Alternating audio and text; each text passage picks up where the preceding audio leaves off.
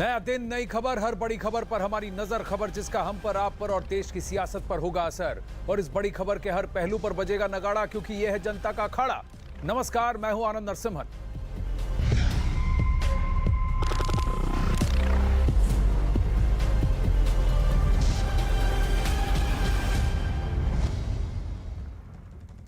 अखाड़ा में आज सबसे पहले बात आईएएस अफसर इफ्तिखारुद्दीन से जुड़ी हुई।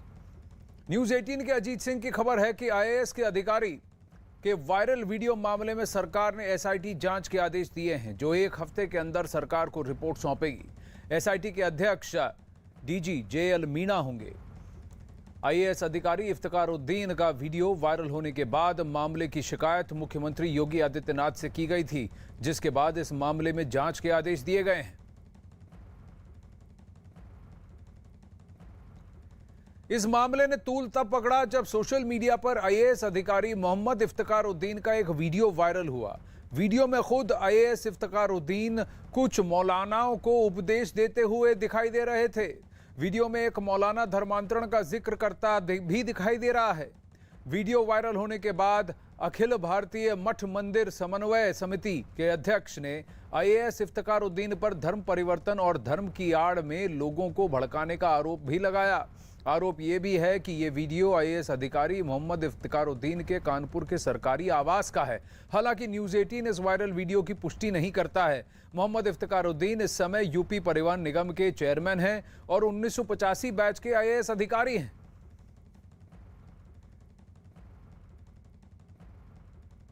बताओ पूरे दुनिया के इंसानों या युवन नास, एक कुल के कुल इंसानों, नास इंसान का बहुवचन, इंसान का जमा है ना। इंसान के माने एक इंसान, और जब नास लफ्ज इस्तेमाल होता है इस्तेमाल में, इसके माने कुल के कुल इंसान। अब शिकायत में आरोप यह लगाया गया है कि अफसर के घर जुटे लोगों ने धर्मांतरण की बात की। एक मौलाना ने क्या कहा, आइए आपको वो सुनाते हैं। पिछले दिनों पंजाब के एक भाई ने इस्लाम कबूल किया, तो मैंने कहा कि इस्लाम कबूल करने के लिए क्या चीज दरिया बनी? तो उन्होंने कहा मेरी बहन की मौत। जब बहन की मौत दरिया बनी इस्लाम कबूल करने के लिए, घर से बताइए। कहने लगे जब उसको जला रहे तो वो कपड़ा जब जल गया तो बहना हो गई, वो नंगी हो गई। मेरे बहन ने मालिक में डाला कि आज तो मेरी बहन को लोग देख रहे हैं, कल मेरी बेटी की है, इसको भी लोग देखेंगे, मरने के बाद ये भी ऐसी चलेगी। उसी वक्त मेरे दिल में आया कि इस्लाम से अच्छा कोई दिन नहीं है, मुझे कबूल कर देना चाहिए। अमित सिंह हमारे साथ जुड़ रहे हैं लखनऊ से और डिटेल्स के साथ अजीत सिंह से भी बात करने की कोशिश करेंगे। अमित, फिलहाल इस बात को संज्ञान में लिया गया है और एक एसआईटी का गठन हुआ है, लेकिन जो वायरल वीडियो है, क्या उसको नकार रहे हैं इफ्तिखारुद्दीन? उनकी तरफ से कोई बयान आया है? देखिए, अभी तक उनके तरफ से कोई बयान नहीं आया है। देखिए, बहुत ही सीनियर अधिकारी हैं वो, 1985 बैच के आईएएस अधिकारी है, यूपीएसआरटीसी के चेयरमैन है, यानी उत्तर प्रदेश परिवहन निगम के चेयरमैन है। मैं उनके दफ्तर गया था और उसके बाद उनके घर भी गया था, जिस अपार्टमेंट में वो रहते हैं। उनकी बहन से मेरी बातचीत हुई, जो बाहर सोसाइटी के लैंडलाइन होता है उसी से मेरी उनसे बातचीत हुई। मैंने उनसे कहा कि क्या जो वायरल वीडियो है तथाकथित, क्या उसमें वो आप देख पा रही है, क्या उनके भाई ही हैं? तो इस बारे में उन्होंने कुछ भी कमेंट करने से मना कर दिया साफ साफ, और ये कहा कि वो कहाँ हैं उनके भाई, उनको मालूम नहीं है। जब उनके दफ्तर गया मैं, तो दफ्तर में जो उनके पीए हैं, पीए ने मुझसे कहा कि 7 दिनों की छुट्टी पे हैं साहब, और 7 दिनों 4-5 दिन हो चुका है और छुट्टी के उनको 1-2 दिन और बाकी है, उसके बाद वो ज्वाइन कर लेंगे। और पीए ने भी कुछ भी बोलने से साफ मना कर दिया। पीए ने कहा कि वो वीडियो कहाँ का है, कैसा है, साहब है कि नहीं है, ये सब अब वो नहीं बता पाएगा। लेकिन ये जरूर कहा कि यहाँ का नहीं है, वो कानपुर का वीडियो है। जब उससे हमने बातचीत की, अब एसआईटी ने इस पूरे मामले में एसआईटी का गठन हो गया। एसआईटी अपना इन्वेस्टिगेशन करेगी और एसआईटी सबसे पहले जांच करेगी कि जो वीडियो है वो डॉक्टर्ड है तो नहीं है। अगर डॉक्टर्ड होगा तो मामला खत्म हो जाएगा। अगर ये वीडियो सत्य पाया जाता है तो जाहिर तौर पे IAS 1985 बैच के IAS अधिकारी मोहम्मद इफरादुद्दीन का मामला जो है वो लगातार वो सवालों के घेरे में रहेंगे। तो जाहिर तौर पे सरकार बहुत गंभीर है धर्मांतरण के मामले को लेकर। सरकार लगातार जिस तरीके से हमने देखा कि कानून बनाया गया धर्म परिवर्तन को लेकर, उसके बाद आनंद आपने देखा कि सरकार किस तरीके से UP ATS इस पूरे मामले में जांच कर रही है और लगातार इस मामले में गिरफ्तारियां होती है। तो जाहिर तौर पे IAS अधिकारी साहब की मुश्किलें बढ़ने वाली है जी। पर क्या उस वक्त वो ड्यूटी पर थे, वो छुट्टी पर थे, और ये जो समूह उनके साथ बैठा था ये किस तरह का समूह था, इस पर भी सवाल है। या क्या ये उनका आधिकारिक आवाज था, उनका निजी आवाज था, ये भी सवाल है अमित। जी हाँ, बिल्कुल ये सवाल तो उठता ही है और इन सभी सवालों के जवाब तो IAS साहब को ही देना था, मोहम्मद इफ्तिकार उद्दीन साहब को, उन्हें ही सवालों का जवाब देना था। लेकिन लगातार हम खबर दिखा रहे हैं, सुबह से ही खबर दिखा रहे हैं कि जिस तरीके से वायरल वीडियो सामने आया है, हम लगातार ये सुबह से खबर दिखा रहे हैं, लेकिन इस सभी सवालों का जवाब उन्हें ही देना है। ये आखिरकार ये वीडियो कब का है, ये वीडियो डॉक्टर है या नहीं, हम इसकी पुष्टि नहीं करते। जांच एजेंसी जब इस पूरे मामले में जांच करेगी, सबसे पहले तो वीडियो को भेजा जाएगा FSL जांच के लिए, फॉरेंसिक लैब में भेजा जाएगा। फॉरेंसिक लैब अब बताएगा कि ये सही है या गलत है। लेकिन अगर जो इतना बड़ा मामला तूल पकड़ा है, इस तूल पर विराम लगाया जा सकता था अगर IAS साहब खुद सामने आ जाते, क्योंकि बहुत ही सीनियर व्यक्ति हैं, 1985 बैच के IAS अधिकारी है। उन्हें मालूम है कि अगर वो आके बयान दे देते, वो कह देते कि उनका ये वीडियो डॉक्टर है, लिपसिंग किया गया है, वो लोग जो सामने बैठे हैं वो कौन है, वो कौन सी बातें कर रहे थे, कब का ये वीडियो, ये वो तमाम सवाल है जो हर कोई जानना चाहता है। क्योंकि ये 1985 बैच के अधिकारी हैं, IAS अधिकारी, और जाहिर तौर पे बहुत लोगों से इनकी रूबरू हुई होगी अपने कार्यकाल में। तो जो भी ये वीडियो देख रहा है वो कहीं ना कहीं इनके बारे में एक सोच बन रही होगी। और तो जाहिर तौर पे ये जितने भी सवाल हैं उन सभी सवालों का जवाब उन्हें ही देना है। और अगर वो सामने आ जाए, जवाब दे दे कि आखिरकार ये वीडियो कब का है, डॉक्टर है या नहीं है, तो ये मामला साफ खत्म हो जाएगा। लेकिन वो सामने है नहीं। परिवार से हमने उनके बातचीत करने की कोशिश की, वहां नहीं कोई बातचीत हो पाई। उनके ऑफिस गया, ऑफिस से मालूम चला कि है नहीं वो। जी अमित, आप उनके घर भी गए थे, वो ग्राउंड रिपोर्ट अभी प्ले करेंगे। लेकिन राकेश त्रिपाठी बीजेपी से हमारे साथ हैं और शोएब जमाई मुस्लिम स्कॉलर भी हमारे साथ इस वक्त मौजूद हैं। राकेश त्रिपाठी, बीजेपी और उत्तर प्रदेश सरकार ने इसको संज्ञान में लिया है, लेकिन कई जगह से कंप्लेंट्स उठी हैं और शिकायतें ये हैं कि एक IAS अधिकारी ये क्या कर रहे हैं, और आरोप ये लगा है कि धर्मांतरण पर बातचीत हो रही। आनंद जी, वास्तविकता में बहुत हतप्रभ करने वाला है, चौंकाने वाला है। इस वायरल वीडियो को जब हमने भी देखा तो हम सब इस बात को लेकर के परेशान भी हुए कि कोई इतना सीनियर IAS अधिकारी इस प्रकार की हरकत कैसे कर सकता है। अगर ये वायरल वीडियो सत्य है, जो बातें इसमें से निकल करके आ रही हैं, ये अपने आप में बहुत चिंता में डालने वाली है। हमने पिछले दिनों में देखा है कि किस प्रकार से उत्तर प्रदेश में धर्मांतरण का पैटर्न पूरी तरह से चेंज हुआ है। अगर आप याद करें, इससे पहले उत्तर प्रदेश में समाजवादी पार्टी की जब सरकार हुआ करती थी तो किस प्रकार से डरा करके, धमका करके धर्मांतरण की घटनाएं लगातार सामने आती रही हैं। और हमें याद है कि कैराना में हुकुम सिंह जी, स्वर्गीय हुकुम सिंह जी अब जीवित नहीं रहे, उन्होंने किस तरह से इस पूरे मुद्दे को उठाया था कि बहुसंख्यक आबादी को वहां धर्मांतरण के कारण और इस तरह के जो हिंसा के कारण उनको वहां पलायन के लिए मजबूर होना पड़ रहा था। उत्तर प्रदेश की इस घटनाओं में परिवर्तन आया है जब से उत्तर प्रदेश में योगी आदित्यनाथ जी की सरकार आई है। आज धर्मांतरण लोभ से, लालच से, बहला करके, फुसला करके और कई बार महिलाओं को आगे करके धर्मांतरण करने की साजिशें हो रही है। और UP ATS ने इस पूरे मामले का समय समय पर खुलासा किया है, हर तार को कनेक्ट करने का खुलासा किया है।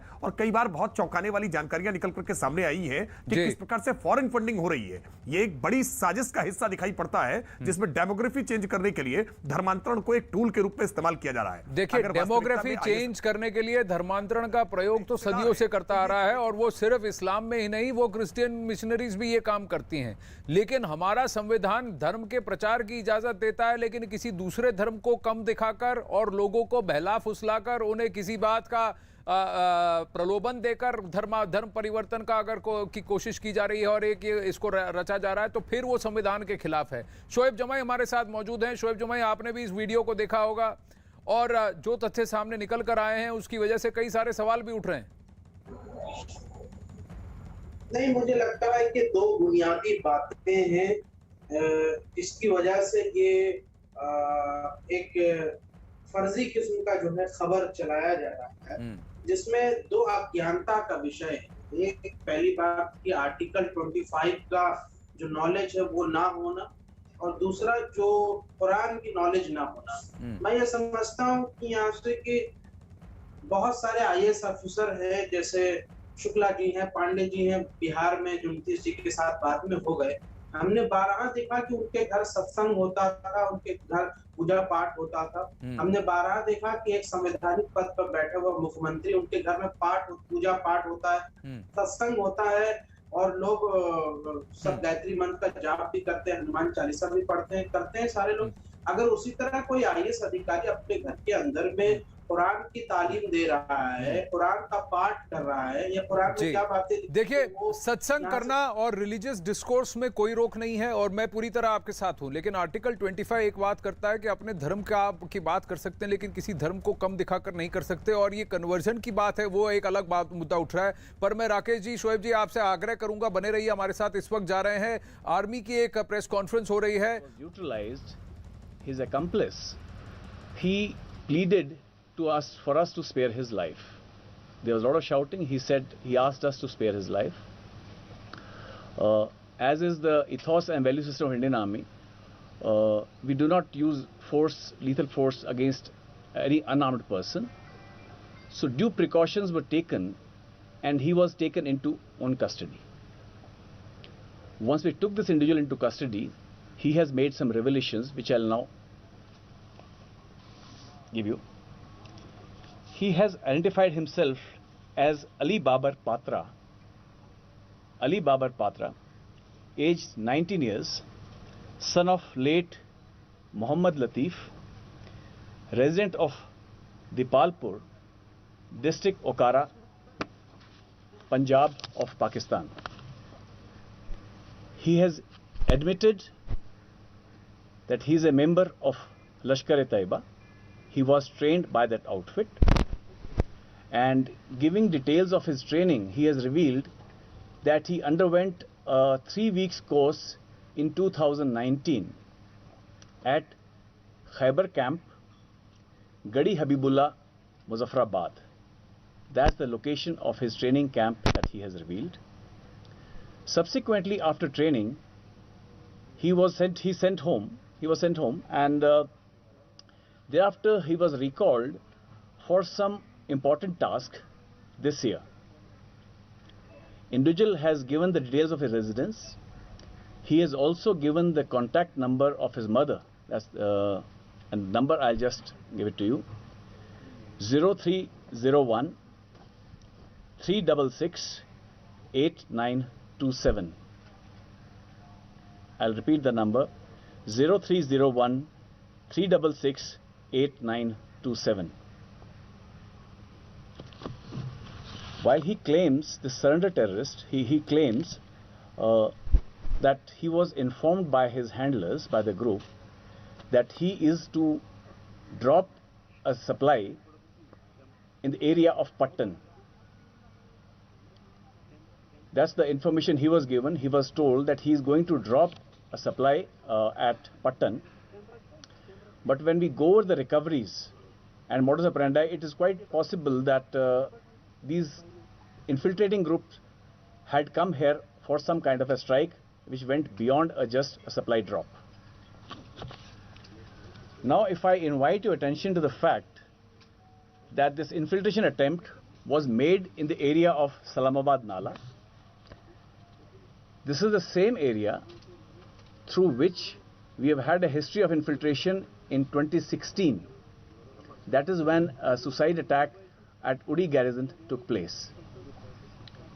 It is also revealed that this infiltration group was supported from the Pakistani side by 3 porters who had come till the line of control along with supplies.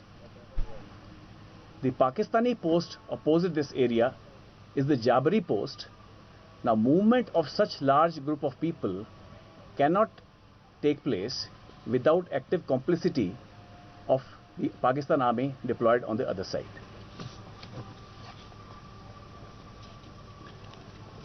What we have also seen, that there has been a lot of movement in the launch pad across line of control. You would recall that their infiltration attempt has also been made on 18th when 3 terrorists were neutralized in the neighboring area. Now it shows the desperation of Pakistan when he sees that the peace and stability in Kashmir is something that is not to Pakistan's liking, so there is desperation to send in terrorists to create disturbance and some kind of a sensational strike. In last 7 days, 7 terrorists have been neutralized and 1 terrorist has been apprehended, and 5 of these neutralizations have taken place along the line of control. The major recoveries that have taken place is 7 AK series rifle. I'm talking about the recoveries only in this operation and the one that took place in the surrounding area on 18th of September. So total recovery of these 2 operations, major recoveries are 7 AK series weapons, 9 pistols and revolvers, and total more than 80 grenades of various kinds, and along with some Indian and Pakistani currency. Now I'll invite the company commander who had taken part in this operation to inform you the exact conduct of this operation. The operation commenced on the night of 18 and 19 September 2021 in Salamabad Nala, Uri. The first contact was made by the patrolling party who saw a group of terrorists crossing the line of control. After an intense firefight between the patrolling party and the terrorists got scared and split into 2 groups. One group ran back to POK and the other group of 2 militants took the advantage of dense forest and darkness and slipped on the Indian side. Initial recoveries were made and we traced the terrorists with the help of the initial recoveries. Additional forces were employed and cordon was established. These 2 terrorists had made number of attempts to break the cordon, but they were unsuccessful. Finally, on the night of 26th, the party which was housed inside the Nala was able to make a contact again with these terrorists. After an intense firefight with these terrorists, we were able to neutralize one of them. On further searching the area, we heard the wailings of another terrorist who was the youngest among these 2. The second terrorist pleaded us for his life. Even though he has fired on us on number of times in the contact, we accepted his surrender and handled him humanely. The surrendered terrorist has identified himself as a Pakistani national, resident of Okara district of Punjab region in Pakistan. The operation lasted for 10 days since there were civilians in the area and our main motive was to save the civilians from any kind of casualties. For that, we had incorporated many measures due to which the operation lasted for 10 days. At the end of the operation, we were able to neutralize 1 terrorist, apprehended 1 terrorist alive, and a large number of warlike stores were recovered in the search operation. Thank you. Now hereafter we'll allow you interaction with the terrorist who is in our custody. That will be conducted at a separate venue and we'll just organize ourselves to conduct that visit. Thank you. No.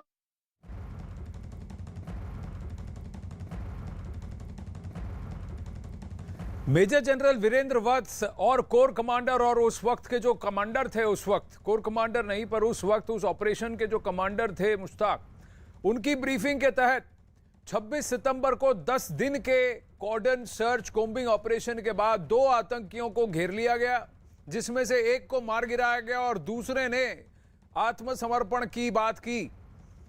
10 दिन तक फौज के साथ भिड़ने के बावजूद फौज ने उसको जिंदा धर लिया, उसको आत्मसमर्पण का मौका दिया।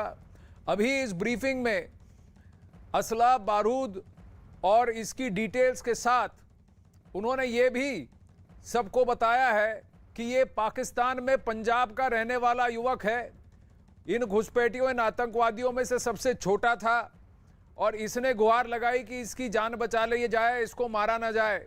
इसने अपनी मां का नंबर भी दिया है जो पाकिस्तान की हैं, और उसने ये भी मान लिया कि ये लश्कर तैयबा के साथ जुड़ा हुआ है। न्यूज़ 18 के रिफतुल्लाह की खबर है कि पिछले 5 दिनों में 4 से ज्यादा आतंकी गिराए गए।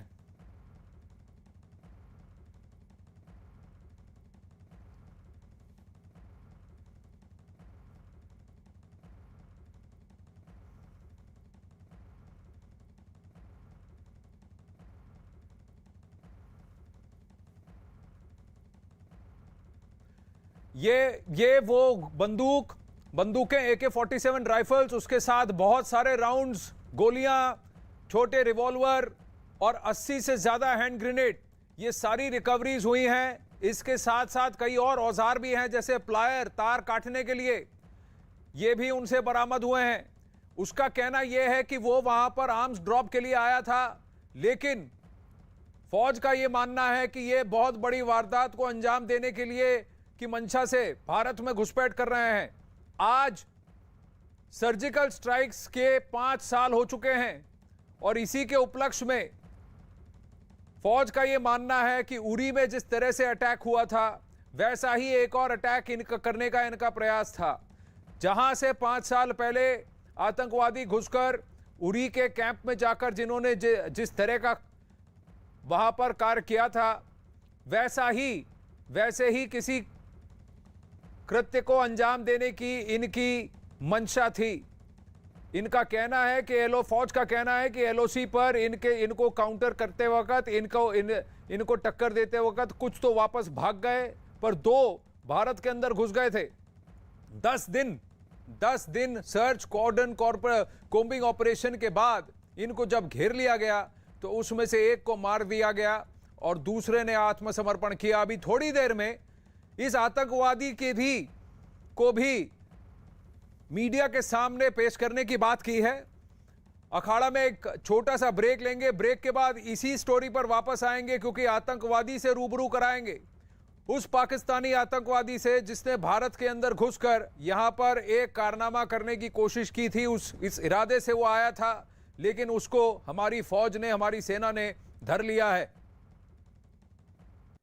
अखाड़ा में आपका एक बार फिर से स्वागत है और ये तस्वीरें हैं जम्मू एंड कश्मीर से, जहां उरी में एक पाकिस्तान के नापाक इरादों को फिर से ध्वस्त किया गया है। आर्मी का बहुत बड़ा खुलासा, एक आतंकवादी जिंदा पकड़ा गया है और दूसरी बात, सीधा आरोप पाकिस्तानी सेना पर लश्कर तैयबा के साथ काम करने का, ताकि भारत में घुसपैठ करा सके। बड़ी खबर जम्मू कश्मीर के उरी से आ रही है। सुरक्षा बल ने उरी में सीमा पार से घुसपैठ की बड़ी साजिश को नाकाम किया है। यह है उस आतंकवादी की तस्वीर जिसको कि सेना ने जिंदा पकड़ा है। इसने आत्मसमर्पण किया। 10 दिन के ऑपरेशन में 7 आतंकी ढेर और 1 जिंदा गिरफ्तार। न्यूज़ 18 के रिफत अब्दुल्ला की खबर है कि सुरक्षा बल के जवानों ने लश्कर तैयबा के एक आतंकी अली बाबर को जिंदा गिरफ्तार किया है। अली बाबर इसका नाम है, जिंदा इसे गिरफ्तार किया गया है। यह पाकिस्तान में पंजाब का रहने वाला है। सुरक्षा बल की तरफ से किए गए प्रेस कॉन्फ्रेंस में बताया गया कि उरी में पिछले 10 दिन में 7 आतंकियों को मार गिराया गया है। सुरक्षा बल ने आतंकियों के पास से भारी संख्या में हथगोले और हथियार बरामद किए हैं, जिनका इस्तेमाल भारत में आतंकी हमले के लिए किया जाना था। इस आतंकवादी अली बाबर ने पूछताछ पर यह बताया कि उसको यहां पर असला बारूद ड्रॉप करने के लिए भेजा गया था, लेकिन सेना का विश्वास है और सेना का मानना है कि एक बड़ी कार्रवाई को अंजाम देने के इरादे से इन्होंने घुसपैठ की थी और इतना असला बारूद लेकर भारत के अंदर घुसे हैं। सेना की तरफ से यह भी जानकारी दी गई कि 18 दिसंबर को उरी में ऑपरेशन शुरू किया गया था और ये 26 दिसंबर की देर शाम को यह समाप्त हुआ, पर पिछले 10 दिन के अंदर की इस कार्रवाई में 7 आतंकी ढेर हुए हैं और सीधा आरोप पाकिस्तान पर है कि पाकिस्तान ने LOC में उसी नाले के जरिए जहां आज से 5 साल पहले घुसपैठी घुसकर आए थे और जिन्होंने उरी में एक सेना के कैंप पर हमला किया था, वहीं से उसी रूट को फिर से एक्टिवेट करने की कोशिश की। और सेना के प्रेस कॉन्फ्रेंस में यह भी दावा कि पाकिस्तानी सेना के मदद के बगैर ये आतंकवादी भारत में घुसपैठ नहीं कर सकते थे और सामने जाबरी पोस्ट पर सीधा दावा किया गया है कि उन्होंने इनको भारत में घुसने के लिए फैसिलिटेशन किया, उनकी मदद की। 80 से ज्यादा हैंड ग्रेनेड बरामद हुए हैं, 7 से ज्यादा AK-47 राइफल भी बरामद हुए हैं, जिनकी तस्वीरें आपके सामने हैं। इनमें कई शॉर्ट आर्म्स भी हैं, यानी कि पिस्टल और रिवॉल्वर हैं, जिसमें मेड इन चाइना का ठप्पा लगा हुआ है। कुछ भारतीय मुद्रा है, वो भी फेक करेंसी नोट बताई जा रही है, और पाकिस्तानी रुपया भी है। साथ में इनके पास प्लायर, कटर और फिर खाने का सामान, ताकि कुछ दिन ये जंगल में बिता सकें। ऐसी सप्लाईज भी लेकर ये पहुंचे हैं। रिफत अब्दुल्ला अब हमारे साथ लाइव जुड़ रहे हैं। रिफत, ये बहुत बड़ा खुलासा सीधा पाकिस्तानी सेना पर भी आरोप लगा है इस वक्त की, जबकि सीज फायर कायम है। सीधा आरोप कि लश्कर के साथ मिली हुई है पाकिस्तानी सेना, और ये जिंदा जो पकड़ा गया है ये पाकिस्तानी मूल का है। देखिए आनंद, मैं इस वक्त वहां पर ही हूं जो ब्रिगेड हेडक्वार्टर है उड़ी में, जहां पे आपको मालूम है 2016 में सबसे बड़ा मिलिटेंट अटैक हुआ था और उसमें 18 फौजी जवानों की जान गई थी। और इस वक्त मैं आपको दिखाना चाहूँगा ये जो ऑपरेशन हुआ है, सबसे पहले मैं ये दिखाना चाहूँगा, ये है आपका वो एरिया जो एरिया ऑफ ऑपरेशन है। जिस तरीके से यहाँ पे फौज ने इंफॉर्मेशन दी है, ये जबरी का एरिया है और ये चुरानी का एरिया है। और आप देख सकते हैं यहाँ पे ये पूरा LOC का सेक्टर है, और हम जहाँ पे हैं वो ये सेक्टर है, जैसे लिखा है यू आर हियर। तो ये पूरा LOC का एरिया है, पूरा उड़ी का एरिया है। और पूरी तरह से आर्मी ने जो इंफॉर्मेशन दी, कहा कि यहाँ से LC क्रॉस करनी चाहिए थी। एक बड़े ग्रुप ने जो वापस गया, लेकिन पहले जो है जो ग्रुप यहाँ पे आया था वो तकरीबन 5 मिलिटेंटों का था। कुल मिला के जब एक पकड़ा गया तो 6 मिलिटेंट टोटल थे, उसमें से 5 मिलिटेंट मारे गए। 7 AK-47 राइफल्स जो हैं वो रिकवर की गई है। मैं यहाँ से आपको दिखाना चाहूँगा, ये पूरा LOC का एरिया। आपको मालूम है कि जब 2016 में अटैक हुआ था वो यही एरिया था, और यहाँ से वो मिलिटेंटों ने घुसपैठ की थी और यहाँ पे आए थे, और उसके बाद उड़ी ब्रिगेड हेडक्वार्टर पे अटैक किया था, जिसे आर्मी को काफी नुकसान हुआ था। उसके बाद यहाँ पूरा एरिया को टाइट किया गया, फेंसिंग बढ़ा दी गई, विजिल बढ़ा दिया गया। यही वजह है कि इस बार जब इन्फिल्ट्रेशन की कोशिश की गई तो इन्फिल्ट्रेशन की कोशिश को नाकाम बना दिया गया, और पहले 3 मिलिटेंट मारे गए, और उसके बाद 26 तारीख को, पहले 18 को 3 मिलिटेंट मारे गए थे, और उसके बाद 18 को ऑपरेशन शुरू हुआ था और उस ऑपरेशन में 3 मिलिटेंट मारे गए थे। और उसके बाद जो दूसरा ऑपरेशन शुरू हुआ उसमें 1 मिलिटेंट मारा गया, उसके बाद एक और मिलिटेंट मारा गया, तो कुल मिला के 5 मिलिटेंट मारे गए। और ये जो अली जिंदा पकड़ा गया है, अब उसके साथ भी इंटरेक्शन होगी और वो उनसे पूछा जाएगा। और यहाँ पे उन्होंने उसकी मां का नंबर भी शेयर किया, कहा कि ये नंबर जो है ये बार बार यहाँ पे आर्मी ने रिपीट भी किया। तो ये कहा जा सकता है कि कुल मिला के अब उसका इंट्रोगेशन किया जाएगा। और जिस तरीके से आर्मी ने कहा कि उसने कबूला है कि वो लश्कर के लिए काम करता था, और आर्मी ने यह भी कहा कि पट्टन एरिया में उसको डिलीवर करना था आर्म्स एंड एम्यूनेशन जो यहाँ पे डिस्प्ले पे था, अब यहाँ पे वो हटाया जा रहा है। तो कुल मिला के मैं आपको ये कहना चाहूँगा, जिस तरीके से आप देख सकते हैं भारी जो है मिकदार में यहाँ पे सामान जो है वो रिकवर किया गया है। और अब देखना होगा कि बाकी जो इंट्रोगेशन इस मिलिटेंट का होगा वो क्या चीजें सामने आएंगी। ये जो आतंकवादी हैं ये सारे टेररिस्ट हैं रिफत, ये सारे टेररिस्ट हैं। फौज ने यह भी कहा कि पाकिस्तानी सेना की मदद के बगैर ये वहां घुसपैठ नहीं कर सकते थे। उन्होंने ये भी कहा कि इनके साथ कुली भी आए थे, ठीक LOC तक कुली आए थे सामान ढोकर, और इतनी तादाद में इतने सारे लोग फौज की नजर से बच करके वहां पहुंच जाए, ऐसा हो ही नहीं सकता। इसीलिए सीधा आरोप ये लगाया है कि पाकिस्तानी फौज ने इसको फैसिलिटेट किया कि ये आतंकवादी भारत के अंदर आए। और फौज का यह भी कहना है कि ये आर्म्स ड्रॉप या आर्म्स डिलीवरी या इसको यहाँ किसी को पहुंचाने की बात नहीं थी, ये किसी बहुत बड़े कारनामे को अंजाम देने के इरादे से घुस के आए थे यहाँ। देखिए, जिस तरीके से आनंद आर्मी ने कहा कि एक बड़ा प्लान हो सकता था अटैक का, लेकिन जिस तरीके से इन्फिल्ट्रेशन बिड को नाकाम कर दिया गया और उसके बाद 5 मिलिटेंट मारे गए, एक को जिंदा पकड़ा गया, उसने सरेंडर किया है। जिस तरीके से आर्मी ने कहा उसका इंट्रोगेशन अब लगातार हो रहा होगा और अभी इंटरेक्शन भी होगी रिपोर्टर्स की उसके साथ। लेकिन मीडिया से कहा गया है कि कैमरा या मोबाइल फोन वहां पे अलाउड नहीं है, लेकिन मीडिया को यानी जर्नलिस्ट को वो दिखाया जाएगा। जैसे मैंने कहा कि ऑपरेशन की जो डिटेल्स मैंने पहले भी बताई थी, ऑपरेशन बलवान के नाम से ये पूरा ऑपरेशन चल रहा था। तकरीबन 300 लोग सेना के इस ऑपरेशन में जुड़े हुए थे और आर्मी के जो कैप्टन हैं जो इस ऑपरेशन को कोऑर्डिनेट कर रहे थे, कैप्टन मुश्ताक, उन्होंने डिटेल्स बताई कि किस तरीके से ये जो है इन्फिल्ट्रेशन के चांस ये जो है अटेम्प्ट किए जा रहे हैं। रिफत, उस मैप पर जरा वापस जाइए और बताइए कि किस एरिया में ऑपरेशन हुआ था, कहां से घुसपैठ हुई थी और पिछले 10 दिन में वो ऑपरेशन किस एरिया में हुआ था। जरा मैप पर जाकर वापस हमारे दर्शकों को बताइए। देखिए आनंद, ये जो पूरा एरिया है ये एलसी का एरिया है। जिस तरीके से आप देख सकते हैं ये कमान सेतु है। आपको मालूम है कि जब श्रीनगर मुजफ्फराबाद बस शुरू हुई थी, उसके बाद अमन सेतु पे जो है बहुत ही खूबसूरत तरीके से उस एरिया को सजाया गया था। ये वो ब्रिज है, ये एलसी है जो उस पार का एरिया है, ये इस पार का एरिया। और आप देख सकते हैं यहाँ पे इन्फिल्ट्रेट करके ये पूरा एरिया है, यहाँ पर ही इस पूरे एरिया में इन्फिल्ट्रेशन होती है। ये एरिया ऑफ ऑपरेशन है जहाँ आप देख सकते हैं ये जबरी का ये जो एरिया है, इसी एरिया में यहाँ आप देख सकते हैं केला कटा फॉरेस्ट है, काफी डेंस फॉरेस्ट है और इसी में कोशिश होती है इन्फिल्ट्रेशन की। और उसके बाद ये जो पूरा एरिया है ये ब्रिगेड हेडक्वार्टर है जहां पर हम इस वक्त हैं। आप देख सकते हैं ये यहाँ पे लिखा है यू आर हियर, यानी कि हम इस वक्त यहाँ पे हैं। और ये पूरा एरिया जो है यहाँ से इन्फिल्ट्रेशन होती है। एलओसी यहाँ पे दिखाई गई है और ये मैं आपको प्रैक्टिकली दिखाऊंगा। जिस तरीके से आपने मैप देखा ये प्रैक्टिकल एरिया है। आप देख सकते हैं ये पूरा एरिया एलओसी का है और आप देख सकते हैं कितनी पॉसिबिलिटी रहती है क्योंकि ये उस पार का एरिया बिल्कुल इसके साथ में है और इस पार पूरा आप देख सकते हैं कि उड़ी का पूरा बेल्ट है। और ये वाला जो दर्रा है आप देख सकते हैं ये कमान सीतों का एरिया है, कमान पोस्ट का एरिया है, वो भी बिल्कुल लाइन ऑफ कंट्रोल पे मुजफ्फराबाद के बिल्कुल करीब वाला एरिया है पूरा।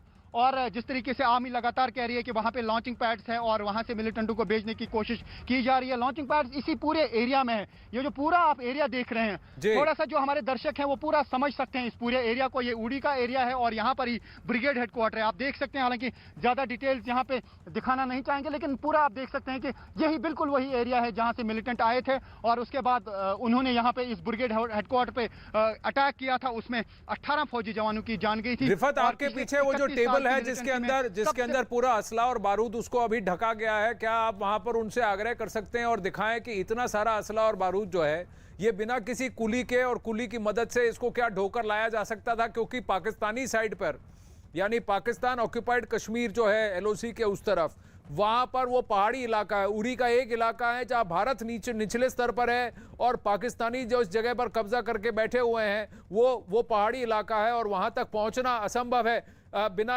और इतना सारा असला, साथ AK-47, 80 हैंड ग्रेनेड और उसके साथ और भी औजार थे, उनके साथ कई सारा खाद्य सामग्री भी थी। देखिए आनंद, हमने आर्मी कैप्टन से रिक्वेस्ट की थी कि एक बार इसका पर्दा हटाए। वो कह रहे हैं कि पहले हमने हटाया था, अब नहीं हटाएंगे।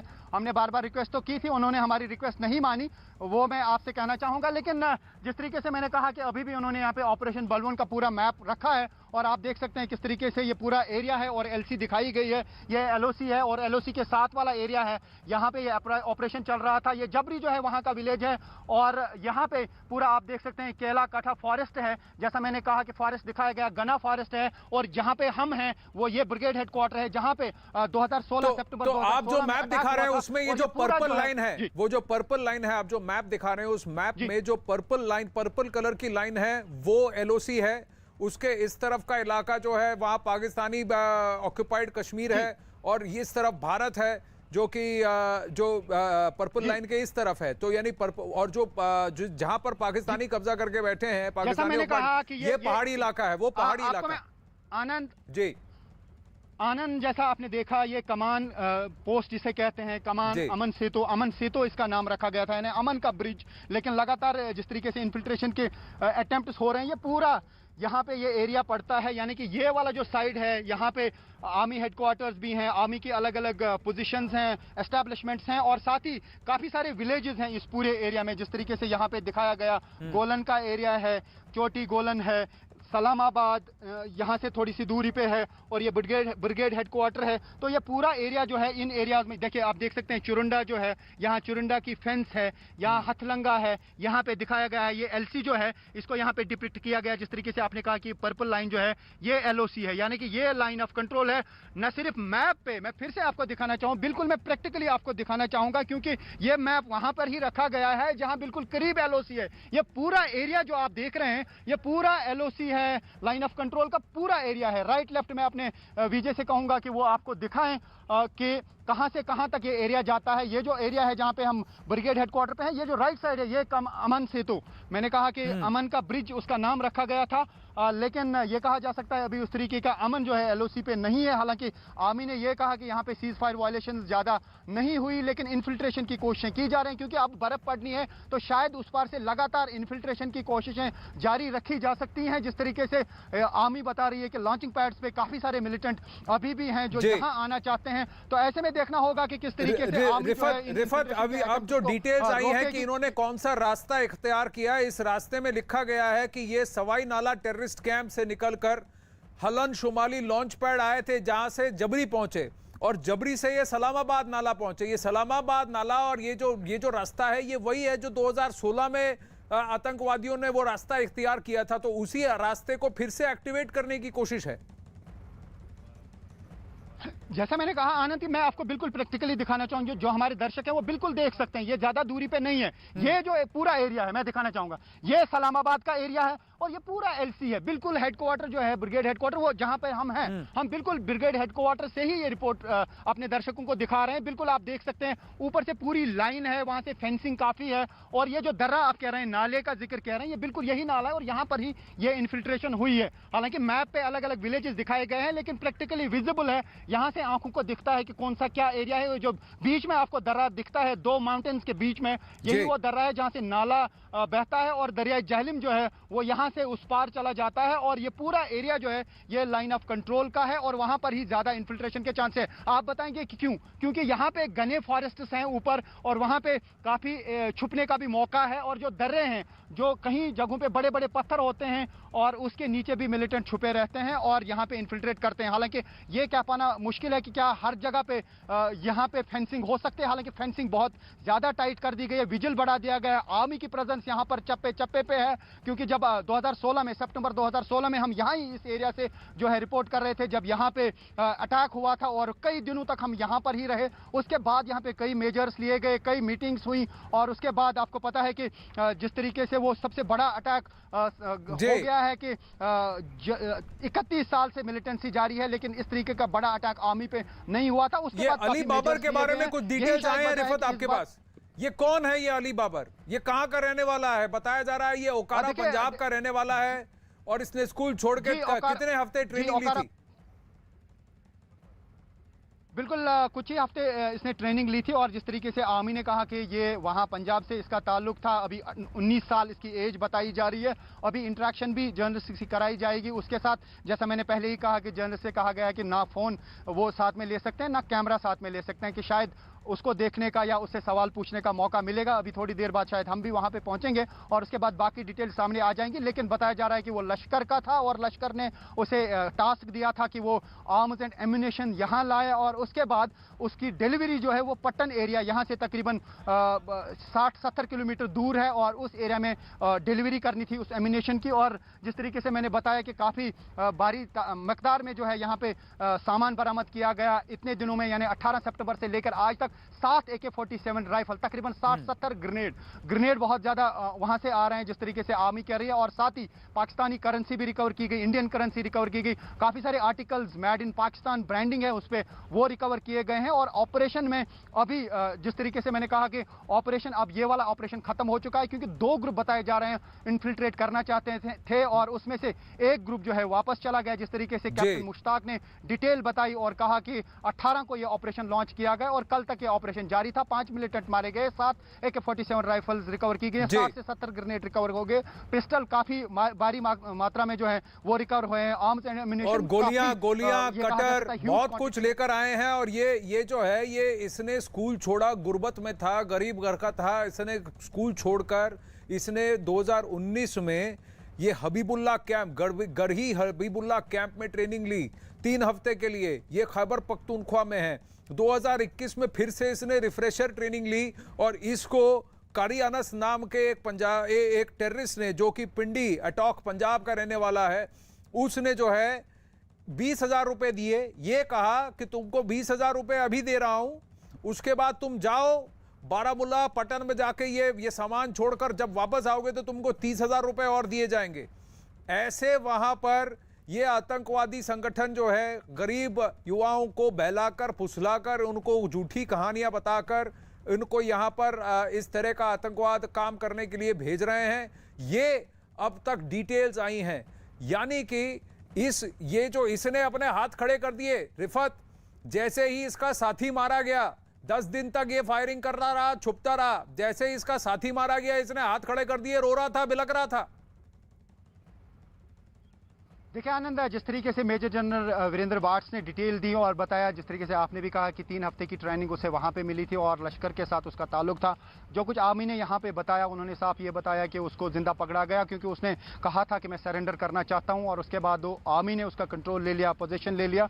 अब आर्मी उसका इंट्रोगेशन करेगी और बताएंगे, सारी डिटेल शायद सामने आ जाएंगी क्या क्या है। लेकिन आर्मी ने उसकी माँ का भी नंबर जो है वो रिपीट किया प्रेस कॉन्फ्रेंस में और बताया कि ये नंबर उसकी माँ का है, शायद उसके साथ उसका कम्युनिकेशन रहा होगा बाद में। और अभी जिस तरीके से इसकी जो है गिरफ्तारी की गई है या इसने जो सरेंडर किया है, तो काफी सारी डिटेल्स आर्मी उससे जानेगी या पुलिस उससे जानेगी। हमने देखा यहाँ पे डीआईजी भी प्रेस कॉन्फ्रेंस में थे, शायद बाद में उसे पुलिस के हवाले किया जाएगा और बाकी डिटेल सामने आ जाएंगी। लेकिन आर्मी लगातार ये कह रही है कि उस पर लॉन्चिंग पैड्स पे जो है काफी सारे मिलिटेंट इस वक्त एक्टिव हैं और वो यहाँ आना चाहते हैं, इन्फिल्ट्रेट करना चाहते हैं। और आर्मी ने हाल ही में बताया 70 के करीब जो है फॉरेन मिलिटेंट्स यहाँ पे हैं, 200 के करीब अभी भी सक्रिय हैं कुल कश्मीर घाटी में मिलिटेंट्स, जिसमें ज्यादा तादाद साउथ कश्मीर में है। लेकिन नॉर्थ कश्मीर और साउथ कश्मीर में यह फर्क है कि साउथ कश्मीर में एलओसी नहीं है, वहां अगर मिलिटेंट आते हैं उस पार से वो पुंछ के रास्ते से आते हैं, जो मुगल रोड है उसके रास्ते से आते हैं। लेकिन जो नॉर्थ कश्मीर है ये बिल्कुल लाइन ऑफ कंट्रोल का पूरा एरिया है, चाहे वो कुपवारा का और ये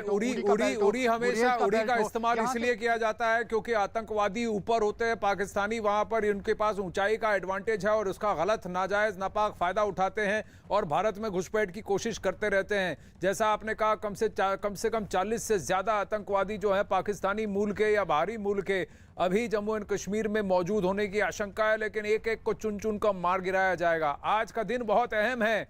मैं अपने दर्शकों को बताना चाहूंगा, अखाड़ा को जैसे ही यहां समाप्त कर रहे हैं, 3 बड़ी बातें हैं आज। उड़ी के जवाब में, उड़ी के उस हमले के जवाब में सर्जिकल स्ट्राइक जो भारत ने जवाब दिया था पाकिस्तान को मुंह तोड़, उसके 5 साल हुए हैं। आज वो दिन है जब यूएस कांग्रेस ने एक रिपोर्ट निकाली है जहां बताया है कि 12 से ज्यादा आतंकवादी संगठन पाकिस्तान में सक्रिय हैं, जिनमें से 5 संगठनों का जो रेडार है वो भारत की तरफ है। और आज का वो दिन है जहां हमारी फौज ने एक नापाक इरादे को नाकाम किया है। पाकिस्तान, धूर्त पाकिस्तान की जो वादा खिलाफी है, सीज फायर वायलेशन भी किया है और साथ में उन्होंने ये भी कहा, उन्होंने भारत में घुसपैठ करने की कोशिश की, उसको नाकाम किया है। 3 बड़ी बातें हैं अखाड़ा में। फिलहाल बस इतना ही। सबीना के साथ आगे की खबरें यहां न्यूज़ 18 इंडिया पर।